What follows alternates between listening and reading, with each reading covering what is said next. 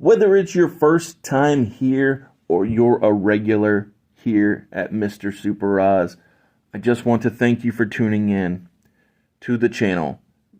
It exists because I, Oz, from the channel Mr. Super Oz, I wrote a 68-page graphic novel called Everlasting Survivors. Volume 1 is called All Day Long. If you follow the link in the description of this video, you can get yourself hats, shirts, posters, all kinds of fun things. But most importantly, you can get the story itself. And the more people that pick up the story, the greater the chances are that there can be continued adventures with these heroes. If you could, give it a like, subscribe if you haven't already, leave a comment, enjoy. Raw, I believe this will be the final Raw of May, correct? Correct. All right, so time for the final Raw of the month of May. Got it. So, this is the Raw on 5/27. That is correct. 2002. Yes. I got there. Don't you worry. So we open the show with what everybody's been waiting for. The hardcore hero, Kurt Angle, coming out to defend his hardcore championship for the first time. He's obviously got Stacy in tow. She's got her laptop, and she's got it planted down in the ring. No advice this time. No advice. So obviously speaks to the confidence of, our hardcore hero. Mm-hmm. And out comes Joe Schmo.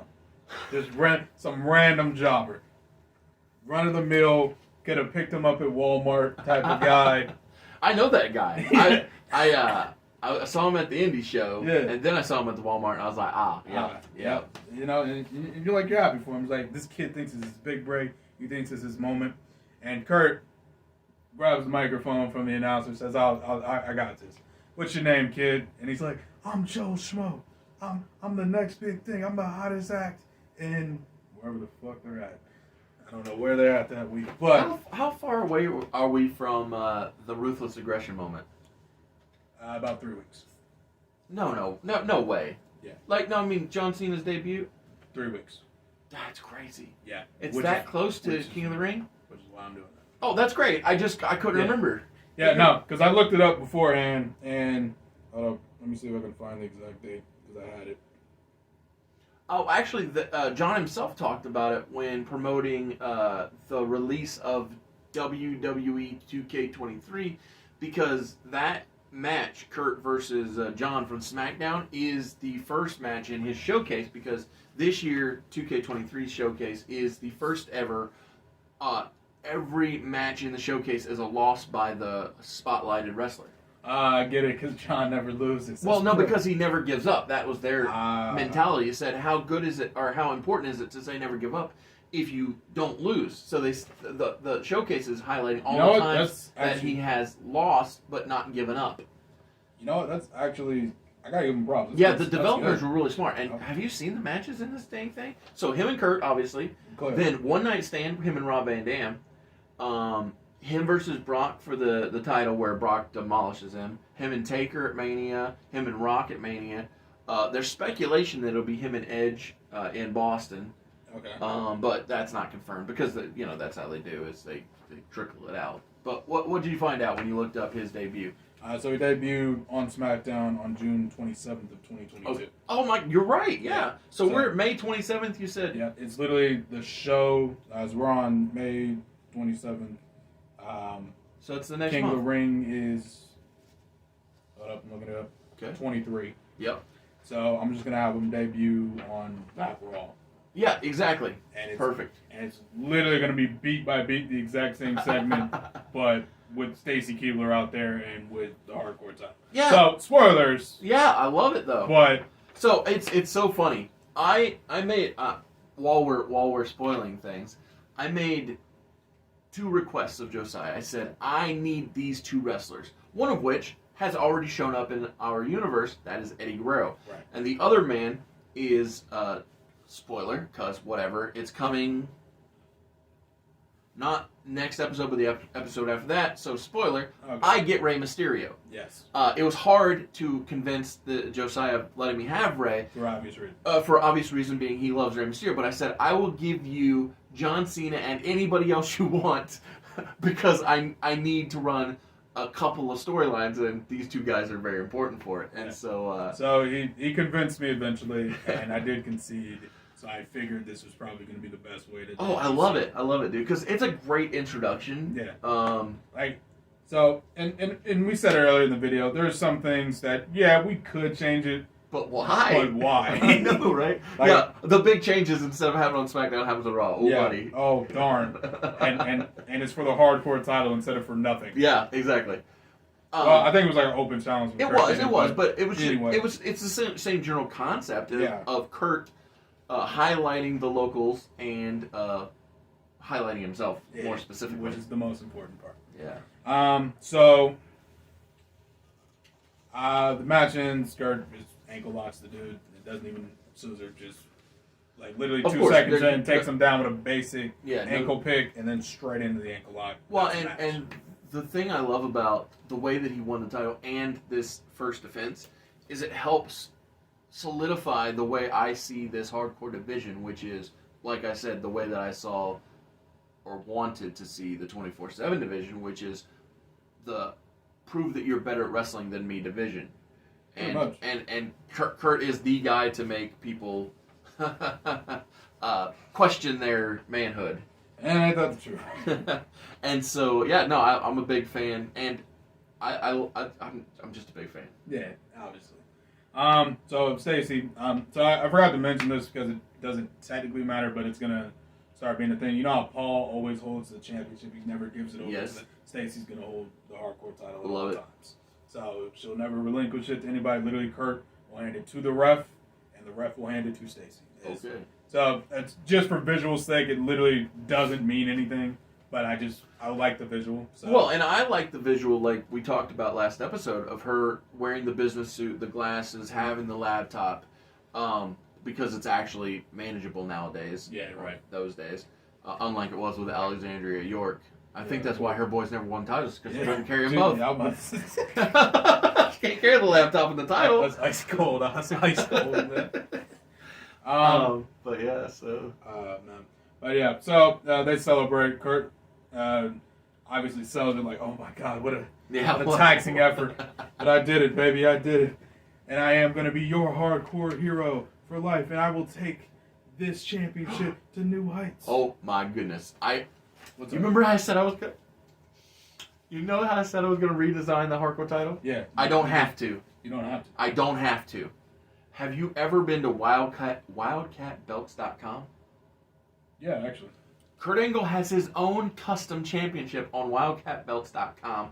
I'm going to pop that up right now, and that is the hardcore title, your Hardcore Hero Championship going forward. I think it says Kurt Angle American Hero on the title. Perfect. It's freaking perfect. Beautiful. Hold up, man. He's going to pop it up now. Damn, what a great belt. I know, right? Man, I'm glad I saw it.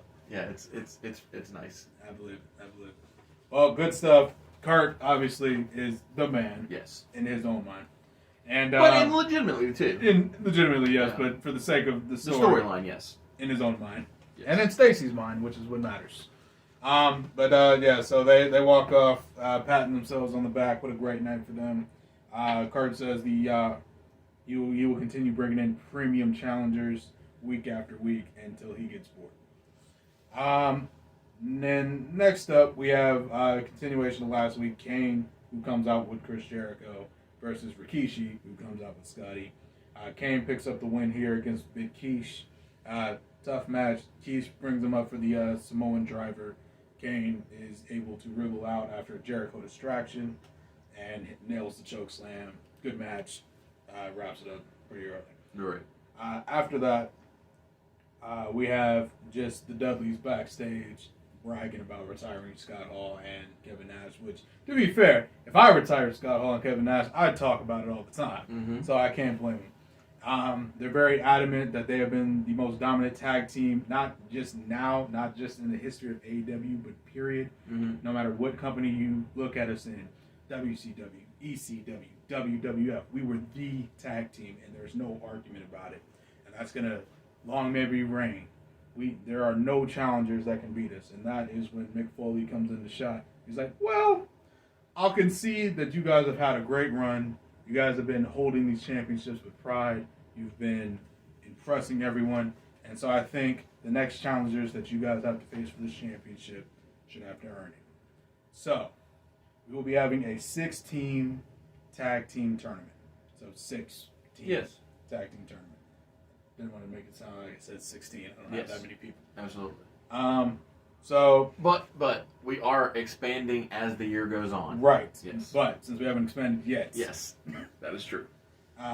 So I'll go ahead and break down the brackets now because Mick says it next week, but I probably won't remember to type it next time we come on. So That's good thinking. That's good thinking. yep. So the tournament literally will be the first round. Too Cool gets a bye as they're the winningest tag team outside of the Dudley Boys. Well, that and they have longevity as a team. Exactly. Yeah. So that is the justification for their bye. Holly and Saturn also have a bye as they were the last team that weren't the outsiders to challenge for the tag titles. Cool. So they also have a bye.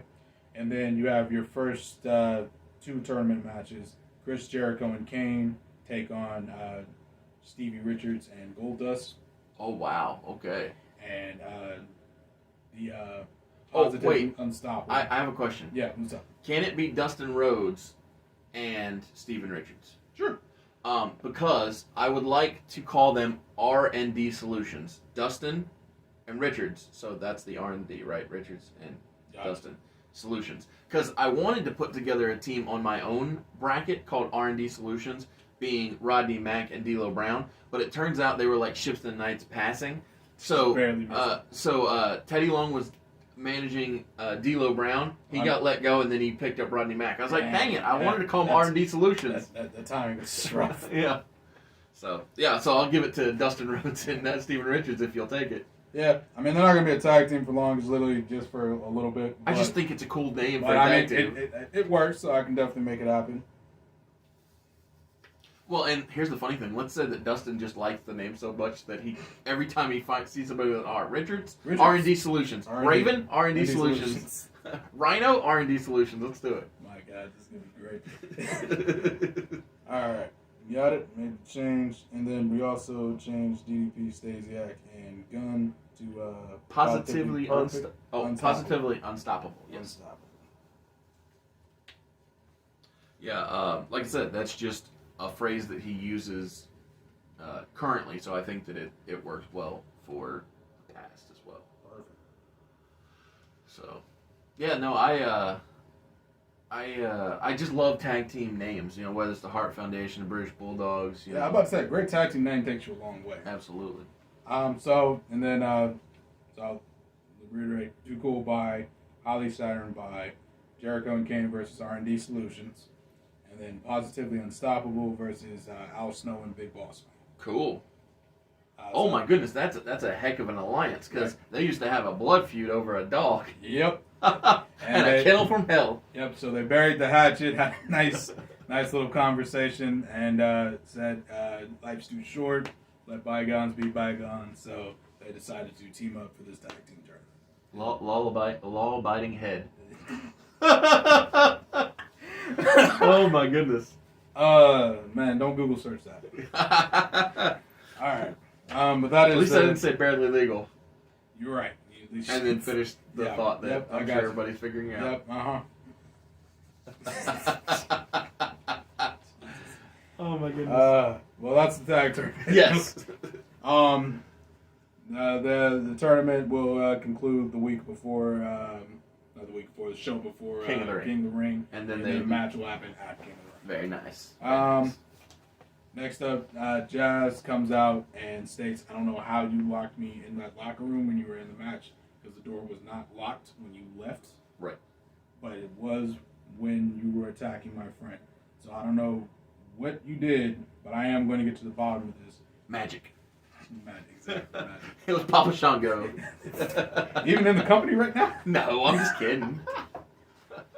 But about to say on borderline, I was like, that would be funnier. It would be funny, but it's not possible. Because the idea that I have is practical, but god damn, that was funny. But I feel like anytime we get past an hour and a half, it gets crazy. oh yeah, that's because we get loopy, and I think we're both sleep deprived. Yes. So That's how this episode started, actually. pretty much. She said she doesn't care. It doesn't matter. The point is, she wants to get revenge for what she did to Ivory last week. And accepts Lita's previous challenge for a match at King of the Ring. Sounds great. Yeah, I'll say that for later episode. So that's all for that segment. Yeah. And then last but not least, Rob Van Dam comes out and kind of insults Kurt Angle for his ridiculous open challenge that he had last week. But it did give him a great idea. Who is this? Rob Van Dam. Rob Van Dam. Yeah, okay. My U.S. champion. Yes. Rob Van Dam comes out and says, Kurt did have a joke open challenge last week as your new hardcore champion, but it did give me a great idea. You see, I am Rob Van Dam, and as your United States champion, I'm better than everybody else in this roster. I am the top champion, which means I can take anyone on and beat them no problem.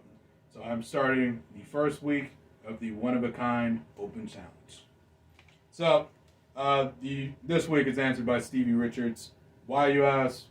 I just want to see Rob Van Dam versus Stevie Richards. And we can totally have Dustin Rhodes walk out with him. Exactly. Be promoting that R&D Solutions. Exactly. So Dustin comes out for moral support. They have a nice little match. Oh my goodness, you talk about t-shirts, right? I want Dustin to have R&D Solutions on a piece of paper, smiling on the shirt. And because the R is literally anybody. It's Rhino, it's Raven, it's Richards. He doesn't care, but he's just selling t-shirts with his face smiling next to R&D Solutions. Oh my God. Oh my goodness.